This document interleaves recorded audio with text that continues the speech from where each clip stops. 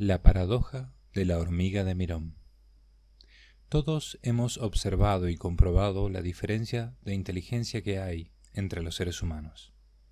No estoy hablando únicamente de diferencias en la capacidad de memoria o en la rapidez de pensamiento, sino de la inteligencia propiamente dicha. Imaginemos al hombre más inteligente del mundo e imaginemos que, en una escala, podemos cuantificar su inteligencia.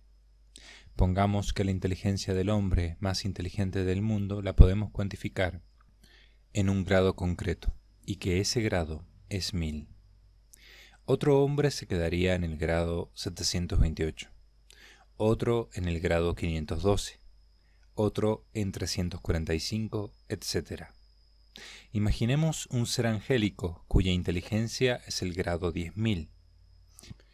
Quizá no sería fácil para el humano comprender ciertas cosas que sí que comprende a alguien 10 veces más inteligente, pero muchas de las cosas que piensa el ángel sí que podría entenderlas el humano dedicando mucho más tiempo, aunque algunos razonamientos solo lograría atisbarlos el humano dotado de una inteligencia que llegase al grado 1000. Pero ahora imaginemos otro ser angélico cuya inteligencia fuera de grado 50.000. El humano simplemente muchas cosas de su pensamiento no las entendería. Eso sería así, aunque dedicara todo el tiempo que quisiera. Pero imaginemos otro ángel que tiene un grado 500.000. ¿El pensamiento de ese ser angélico sería comprensible por el hombre más inteligente del mundo? Es decir, un ser humano inteligentísimo podría comprender los procesos intelectuales, los razonamientos de un ser finito cuya inteligencia fuera 500.000. Ciertamente no. Las mayores profundidades del pensamiento de ese ángel serían incomprensibles para el hombre más inteligente. Y eso que ese ángel no es Dios. Su inteligencia sigue siendo finita. Pero el abismo entre los dos sería demasiado insalvable. La incapacidad de ese humano no se debería a que requiriese más tiempo para comprender. No se debería a que necesitase más explicaciones.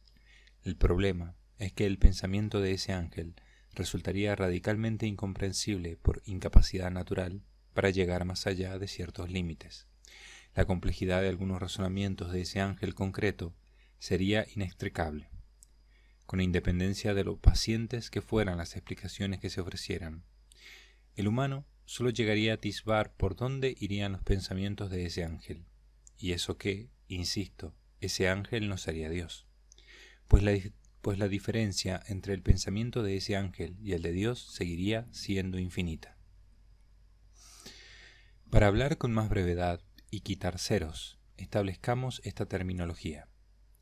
Al hombre de inteligencia 1000, denominémoslo H1. Al ángel de grado de inteligencia 5000, llamémoslo A5. Al ángel de grado 10.000, denominémoslo A10, etc. Imaginemos que Dios decidiera crear un número infinito de ángeles y que cada 10.000 ángeles el nivel de inteligencia se duplicara. Si eso fuera así, lo dicho en relación a H1 y A5 se volvería a repetir en la escala de las inteligencias angélicas. Es decir, A5 no podría comprender más que una parte de los razonamientos de A500, pues hablamos de que este último tiene una inteligencia no el doble o el triple que A5, sino 100 veces superior, y lo mismo sucedería entre A50.000 y A5 millones. El mismo ángel A5 millones no comprendería más que una pequeña porción de los razonamientos de un ángel 100 veces más inteligente, y este a su vez sería como un niño frente a un ángel situado mucho más arriba. Pero recordemos que en una serie infinita existiría, por ejemplo, un A3000 elevado a la 333, es decir, elevado a las 333ª potencia. Esto nos enfrenta a un abismo de incomprensibilidad. La misma serie sería incomprensible a partir de cierta distancia para los integrantes de esa escala, sin importar lo alto que esté situado en esa escala. ¿De qué le sirve a una hormiga pasear por un museo y colocarse delante o encima de la estatua el discóbolo de Mirón? Una determinada especie de hormiga solo puede ver 2 o 3 centímetros por delante. Jamás captará con su visión el conjunto. No importa lo bella que sea la estatua. La hormiga no puede ni siquiera ver el conjunto. Su visión es extremadamente parcial. Y si pudiera ver la entera estatua de una sola vez, tampoco podría captar su belleza en su pequeña mente. Este ejemplo de los límites de la visión y de la capacidad para comprender de ese insecto es un ejemplo de los límites de la inteligencia finita. En honor al razonamiento que he ofrecido sobre el discóbolo de Mirón, llamemos a la sucesión infinita de ángeles cada vez más inteligentes sucesión mironiana, para acordarnos de esta hormiga y de su radical incapacidad para captar lo que está totalmente por encima de sus capacidades intelectivas. El hecho explicado de esta hormiga frente a esa estatua se repetiría entre los ángeles si ascendemos en la escala de la inteligencia. Un ángel A1000 sería como esa hormiga frente a los razonamientos de un ángel A8000 a la 3, es decir, elevado a la 3, a la 13ª potencia. A la tercera potencia.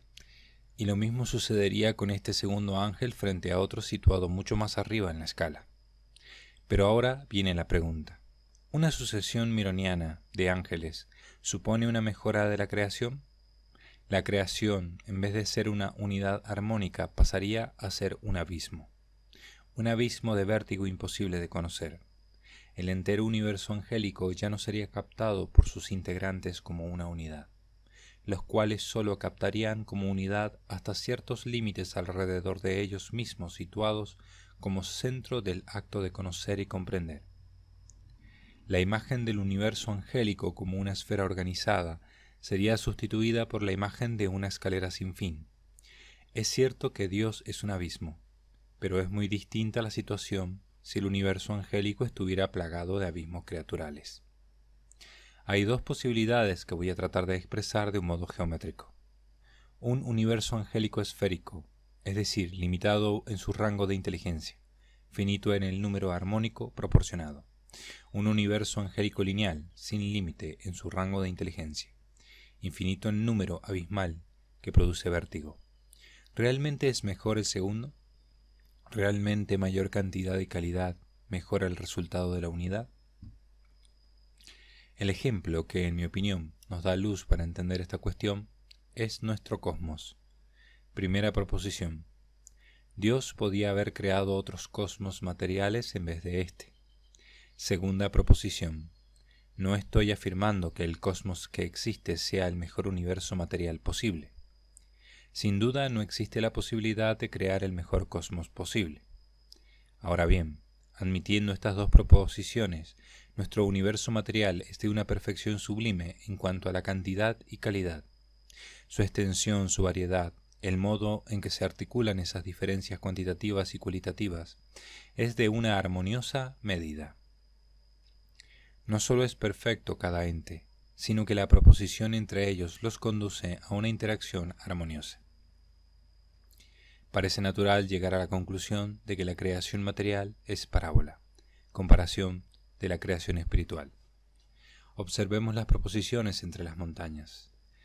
Cierto que en un extremo podemos encontrar las montañas más altas del mundo, pero eso es el extremo. Y aún en ese extremo no se rompe la proporcionalidad armoniosa. Una montaña 1.000.000 de veces más alta que el Everest sí que quebrantaría todo el orden actual del planeta. En nuestro planeta, una montaña de 8 millones de kilómetros de altura no sería una aportación, sino una distorsión. ¿Podemos pensar en un planeta ideado para contener una montaña 1.000.000 de veces más alta que el Everest? Sí, por supuesto, pero habría que rediseñar todo el planeta y solventar el problema de la gravedad, del nuevo clima que se generaría, etc. ¿El resultado sería preferible? Sin ninguna duda, más grande no implica que algo sea mejor. Lo que se ha dicho de las montañas vale para todo. ¿Y si en vez de una sola luna, la Tierra tuviera 10 lunas? ¿Y si fueran 10 veces más grandes? ¿Y si las ballenas fueran 8 veces más grandes y rápidas? ¿Y si hubiera árboles 30 veces más grandes que las secuoyas y crecieran el triple de rápido? Las posibilidades son muchas, muchísimas. E infinidad de esas posibilidades seguirían siendo armoniosas y carentes de inconvenientes. ¿Pero esas hipótesis serían preferibles a nuestro mundo? No tengo la menor duda. Nuestro mundo es perfecto y armonioso, como unidad en medio de una cantidad inacabable de posibilidades. Y nuestro mundo material es parábola del mundo angélico. No solo eso, sino que nuestro cosmos visible constituye una suma de criterios para conocer el abismo de ser que es el Creador en sí mismo, y a la hora de crear en el reino de lo espiritual. Dios es un abismo, y podemos imaginarlo como un abismo sin fondo. Pero, después de lo dicho, podemos darnos cuenta mejor de las ventajas de añadir a la imagen de Dios como abismo la imagen de Dios como esfera infinita. Dios no es solo un mero abismo, sino un abismo que es armonía. Un abismo infinito requiere que sea una armonía suprema. La armonía del cosmos se aplica a la armonía de esa unidad que es el ser divino.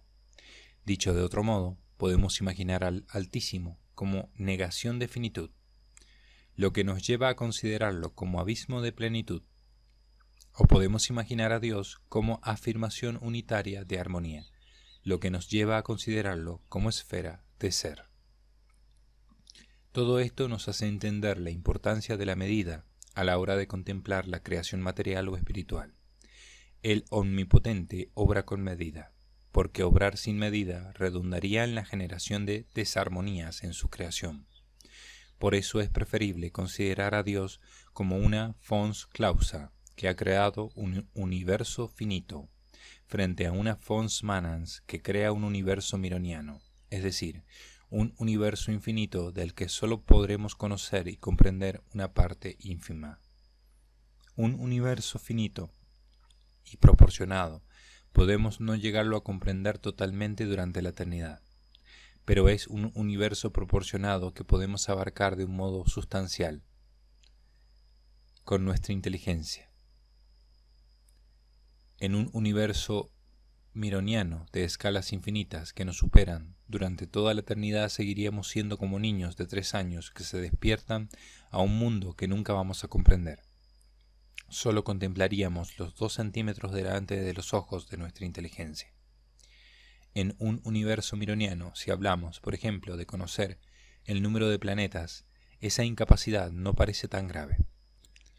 Pero si hablamos de seres inteligentes, eso sí que plantea inconveniencias notables. Todos estos problemas se solucionan y el universo no es mironiano.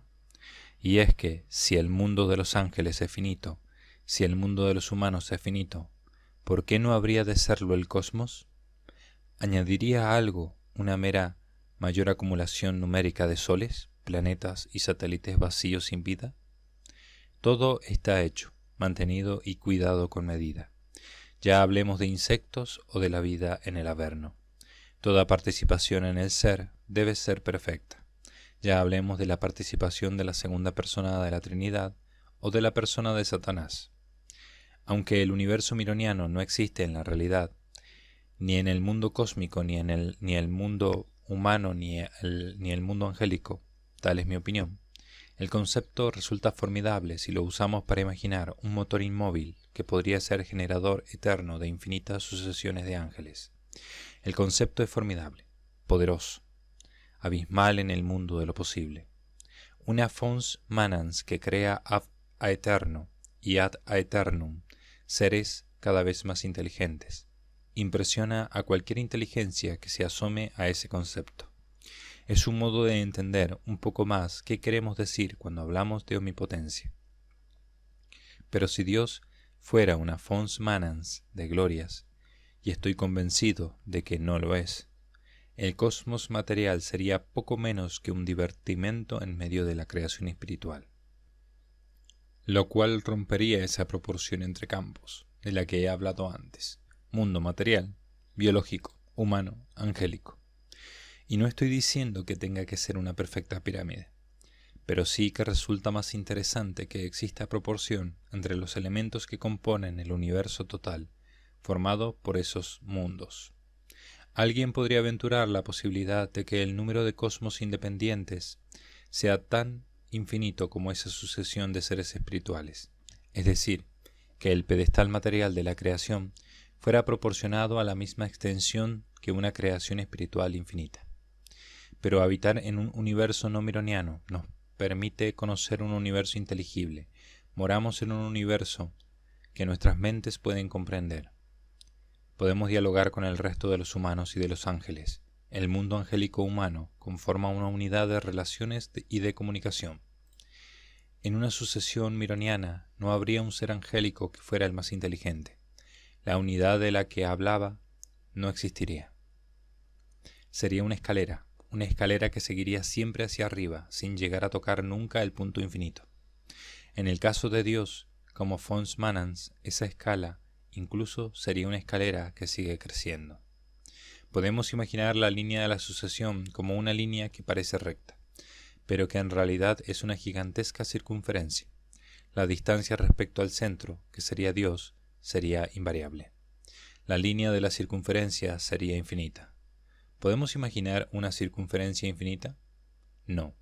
Y además, esta imagen de la circunferencia no expresa la ascensión en la escala ontológica.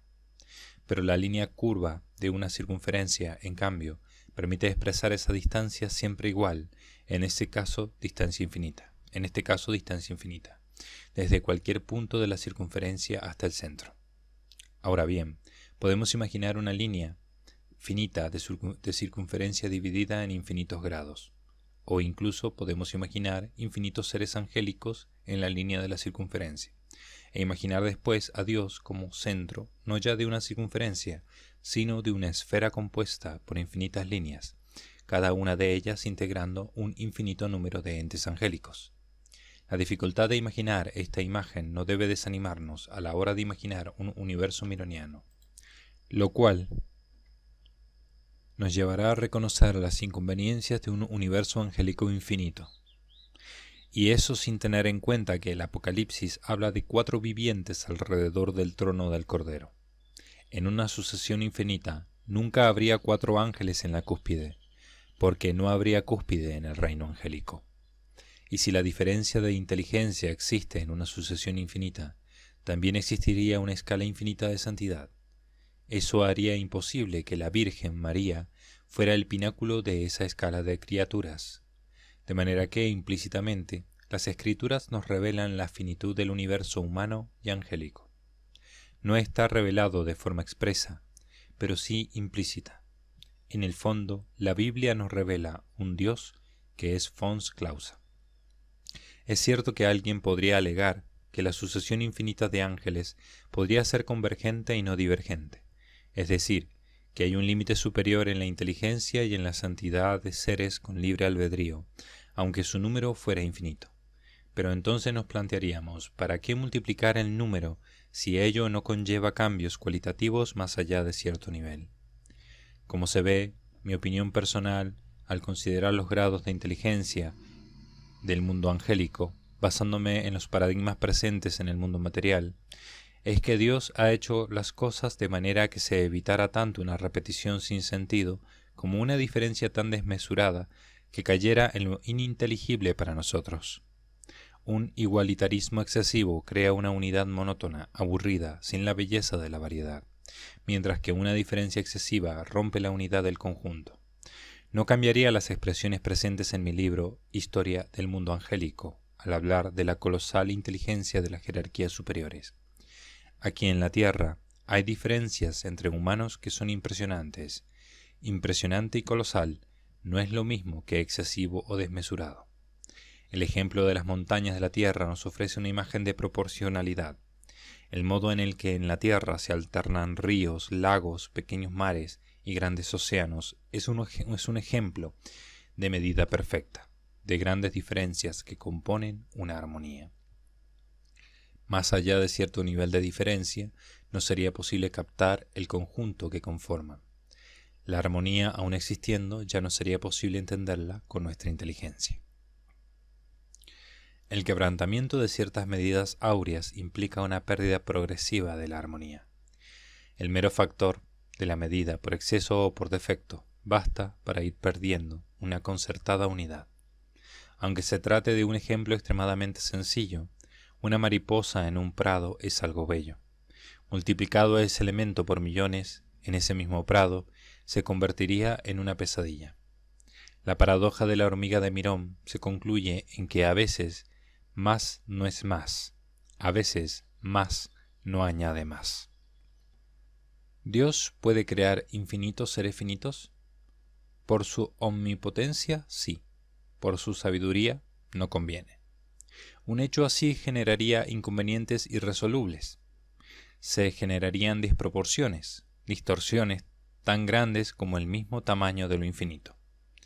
Y eso vale al hablar del mundo angélico y también para hipótesis de un cosmos infinito. ¿Qué sentido tendría crear el universo material si Dios jamás llegará a crear ni a ángeles ni a humanos? No tendría ningún sentido. Un cosmos desierto sería como un cuadro sin ningún ojo que lo viera, o como una sinfonía sin oído que la escuchara. El Omnipotente crea seres inteligentes para hacerles partícipes de su felicidad. Eso sí que tiene sentido.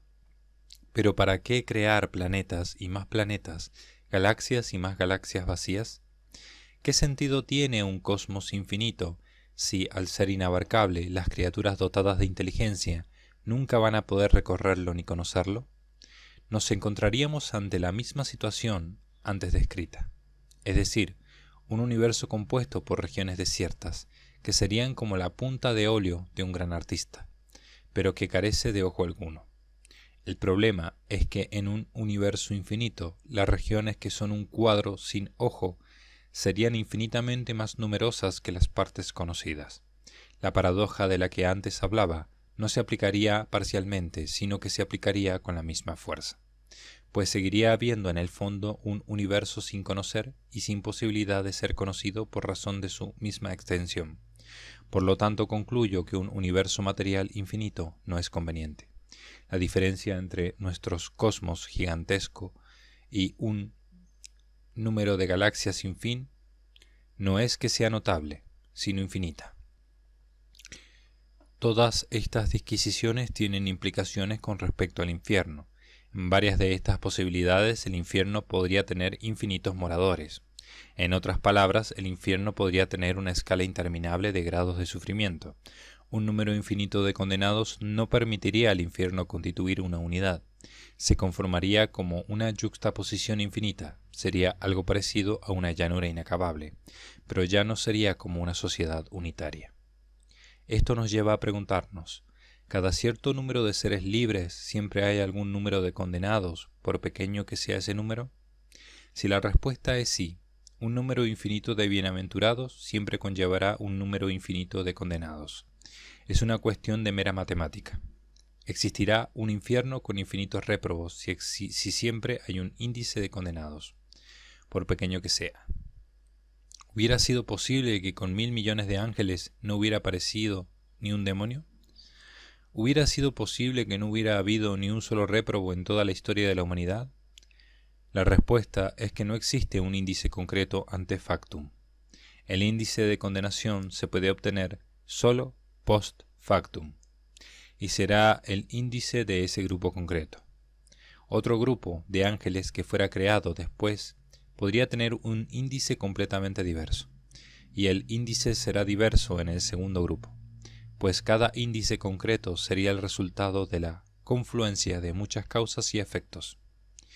Dios, antes de crear el mundo, conocía el número de condenados porque conoce el presente, el pasado y el futuro, pero con la mera inteligencia no es posible conocer el número de condenados, pues el libre albedrío es per se indeterminado.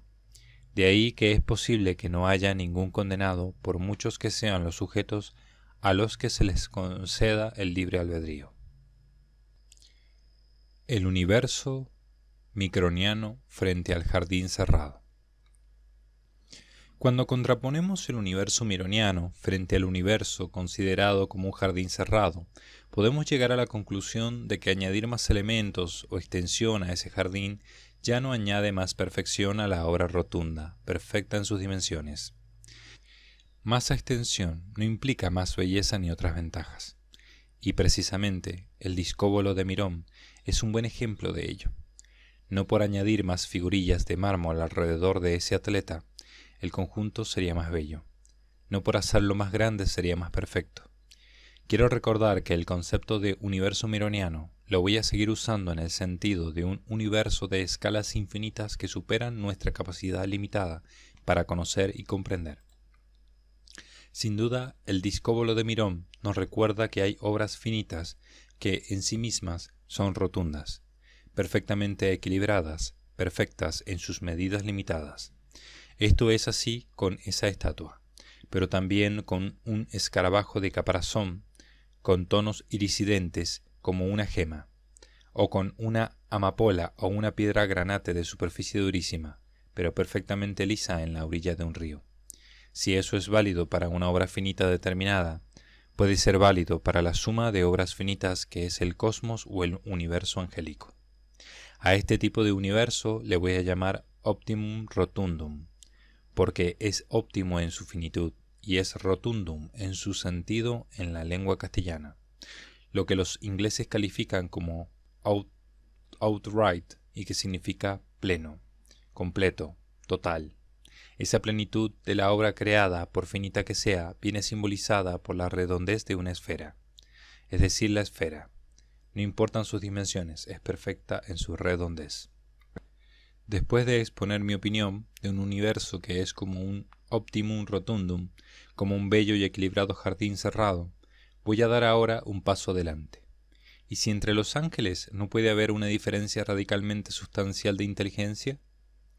Me explico. Siempre hemos hablado de diferencias de inteligencia, considerando las diferencias entre un niño y un adulto, y entre un adulto normal y un gran científico, y entre un gran científico y los más superdotados de entre ellos. Todos después de eso hemos pensado en la inteligencia de los seres creados como una escala que no tenía fin. Lo que planteo es un concepto distinto. Cierto que, al entrar en el cielo, nuestra inteligencia se despertará y será más aguda y más clara. Pero, ¿y si no hubiera diferencias sustanciales entre un bienaventurado normal y un gran querubín? ¿Y si la inteligencia fuera una participación de la inteligencia divina, que no admite grandes abismos entre criaturas, sean humanas o angélicas? ¿Y si la inteligencia fuera una llama divina, que fuera esencialmente semejante entre criaturas? Ciertamente que la contemplación de un niño frente a un científico parece desmentir esto. Pero la respuesta no puede venir por comparar inteligencias que todavía no están maduras. Las capacidades intelectuales de la mayoría de los hombres no maduran plenamente durante la vida en la Tierra. Esta visión no implica un igualitarismo perfecto, pero sí una relación sustancialmente similar entre inteligencias sean angélicas o humanas. Probablemente la respuesta está en una franja óptima, es decir, tal vez las inteligencias no son exactamente iguales, pero tampoco son tan desemejantes que conformen una escala mironiana finita, es decir, una escala que, aunque finita, constituye una brecha descomunal e insalvable. Un planeta puede ser de distintos tamaños y moverse a distintas distancias del Sol, pero con una determinada masa, con una determinada distancia, con una determinada velocidad, hay una franja óptima en la que puede rotar alrededor del Sol sin caer hacia él o alejarse de él.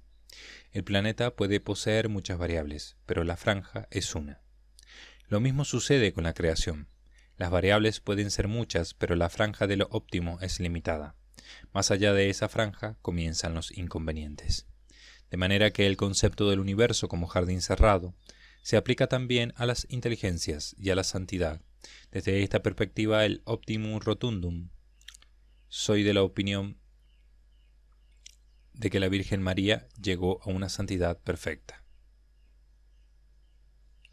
Como vemos, el enfoque mironiano de universo se puede aplicar al cosmos material y a la inteligencia, también a la santidad. Desde ese enfoque mironiano podemos contemplar a la Virgen María y afirmar: Dios podría haber santificado a una criatura 1000 veces por encima de la Virgen María, o 1.000.000 de veces, o 1.000.000.000 de veces. Desde el enfoque del optimum rotundum, la Virgen María tiene una santidad finita, pero plena. Si la inteligencia creada no puede ir más allá de cierta franja, lo mismo podría suceder con la santidad de las criaturas. Si eso es así, no podría haber una criatura más santa que la Virgen María. Ella habría llegado al cenit de lo posible. Pero, con toda honestidad, no estoy seguro de estas dos afirmaciones sobre la inteligencia y la santidad. De lo que sí que estoy seguro es de que cuando los escolásticos y los creadores de los grandes tratados dogmáticos del siglo XX disertaron acerca de la escala de los seres posibles, lo hicieron correctamente, pero que a esa escala debe unírsele el concepto de optimum rotundum. El concepto de optimum rotundum aplicado a Santa María y a Satanás. Esta argumentación vale, asimismo, para el infierno. Durante años consideré que los grados de sufrimiento eterno no tenían límite. Siempre hubiera podido llegar a existir una criatura que habría sufrido mucho más. Si Satanás sufría a nivel 157, por ejemplo, podría haber existido otro hipersatanás que hubiera sufrido a un nivel 842, y un tercer megasatanás cuyo sufrimiento y dolor hubiera podido ser medido en un nivel 2051. Pero, desde la perspectiva del optimum rotundum, se aplica no solo a lo excelso, sino también a lo infame. Quizá el diablo está situado esencialmente en el grado inferior posible. Quizá Satanás alcanzó la perfección de la maldad, la plenitud de la iniquidad. Quizá ya no pueda haber grados inferiores. Tal vez él llegó esencialmente a la máxima iniquidad. Si esto fuera así, el infierno actual tendría un sentido de plenitud. En ese caso, nuestro universo total no solo tendría cimas y cimas, sino que tendría una cima perfecta, esencialmente suprema dentro de lo creatural, la Virgen María, y tendría una cima perfecta, esencialmente suprema, que sería Satanás. Cuando escribo esencialmente suprema, no me refiero a que por esencia tenga que ser suprema, sino que lo que quiero decir es que cualquier otra variante que la superase por arriba, en el caso de la Santísima Virgen, o por abajo, en el caso de la Gran Serpiente, ya no supondría una diferencia esencial. Este concepto de haber llegado a un optimum rotundum en cuanto a un fondo esencialmente máximo o esencialmente deforme es válido para las criaturas, porque Dios es el ser infinito, lo cual pertenece sustancialmente a otra categoría.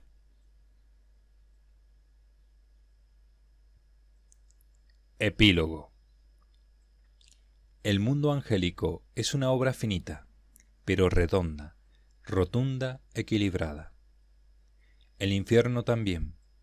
En esta frase, el infierno también, se resume todo este ensayo. Aunque ahora, justo al final de este libro, no puedo dejar de preguntarme, ¿podría haber existido un monstruo moral 1.000.000 de veces más maligno que Satanás? ¿Podía haber existido un diablo tal que nuestro Leviatán parecería una sardina al lado de un tiburón blanco? ¿Que nuestro Behemoth pareciera una lagartija al lado de un cocodrilo del Nilo? Quizás. Solo apunto la posibilidad. Nuestro coloso satánico sea una cierta plenitud del mal. Quizá ya solo hubieran cabido variantes de ese ser que habita en el fondo. Anotación final. Este libro forma parte de una trilogía sobre el misterio de Dios. Los 3 libros son los siguientes. Historia del mundo angélico. Es un libro acerca de la prueba que tuvieron los espíritus angélicos al ser creados, pero sobre todo trata acerca de Dios, las corrientes que riegan los cielos. Trata acerca de la Santísima Trinidad, aunque también aborda el tema del cielo, purgatorio e infierno. Las leyes del infierno. Aunque es un ensayo acerca del infierno, supone una profundización en el misterio de Dios a través de una reflexión acerca del Averno. Estos 3 títulos conforman un conjunto unitario. El orden ideal para leer la trilogía es el expuesto. Sobre la trilogía puede uno encontrar más información en mi opúsculo titulado «Cómo orientarse en las obras completas del Padre Fortea». Este libro fue acabado de escribir el 15 de julio del año del Señor de 2019, festividad de San Buenaventura, San Abudemio y San Gumberto. Ad majorem Dei gloriam. José Antonio Fortea Cucurrul, nacido en Barbastro, España, en 1968, es sacerdote y teólogo especializado en el campo relativo al demonio, el exorcismo, la posesión y el infierno. En 1991 finalizó sus estudios de teología para el sacerdocio en la Universidad de Navarra. En 1998 se licenció en la especialidad de Historia de la Iglesia en la Facultad de Teología de Comillas. Ese año defendió la tesis de licenciatura El exorcismo en la época actual. En 2015 se doctoró en el Ateneo Regina Apostolorum de Roma con la tesis Problemas teológicos de la práctica del exorcismo. Pertenece al presbiterio de la diócesis de Alcalá de Henares, España.